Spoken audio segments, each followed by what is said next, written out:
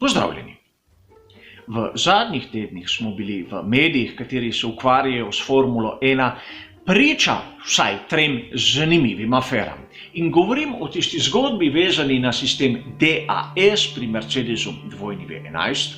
Govorim o zgodbi vezani na načrte bolida Racing Point RP20. In nazadnje govorim o zgodbi vezani na zaupni dogovor med skuderijo Ferrari ter FIO.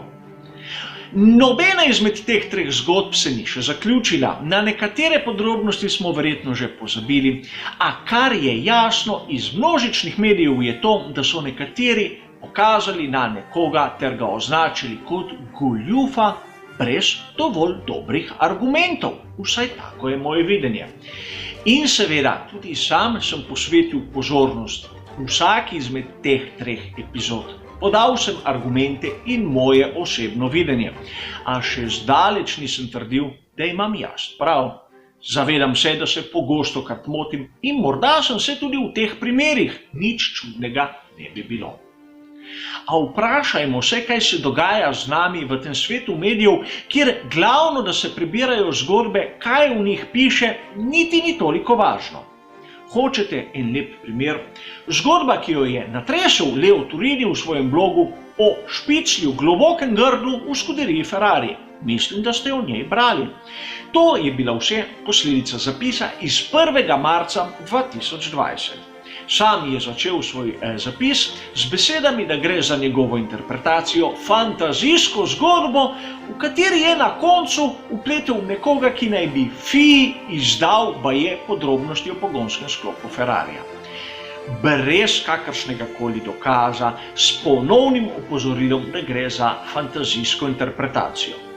Mnogi tuji viri so zgrabili to priložnost, prevedli tisti del, kateri se mi je zdel eklatanten, ter ga objavili. In mnogi drugi, tudi domači viri, so povzeli to zgodbo. Bumerang se je vrnil do Lea in ta je 4. marca 2020 objavil nov zapis v svojem blogu, kjer se je spraševal o mentalnem zdravju tistih, kateri so povzemali to zgodbo brez kakršnekoli osnove, a niso znali prebrati tudi začetka in konca zgodbe. To so bila vprašanja Lea in sam zmeram raje preberem original kot prevod določenih zgodb. Pravzaprav zaradi teh zadev, ko nekdo spreminja vsebino.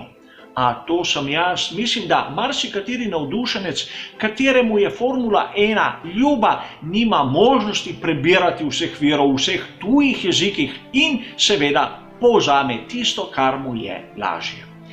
A prihaja do tiste situacije, katera je meni osebno najmanj všeč.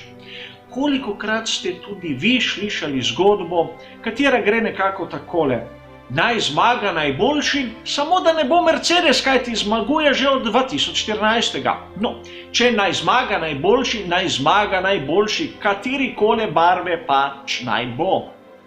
In to, da so pri Ferrariju bili obtoženi goljufije, odpira nove razsežnosti v nebulozah nekaterih strokovnjakov, ponavljam v navednicah.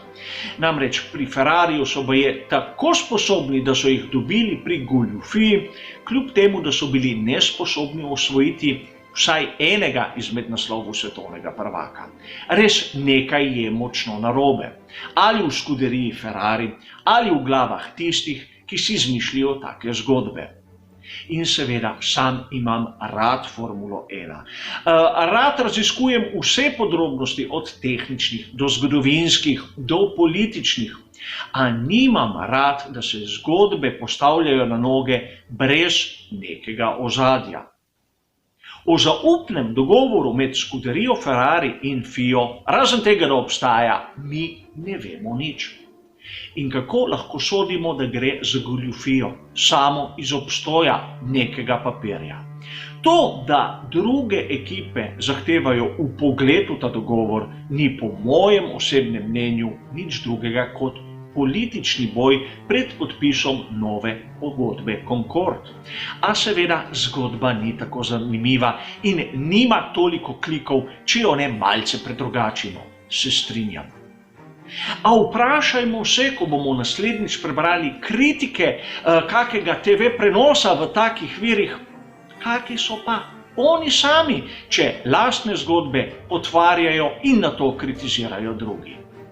Sam se bom trudil po svojih najboljših močeh, nekaterim bom všeč, drugim bom nadležen. A tak je svet, o tem ne morem storiti dosti. Hvala za vašo pozornost in nasvidenje.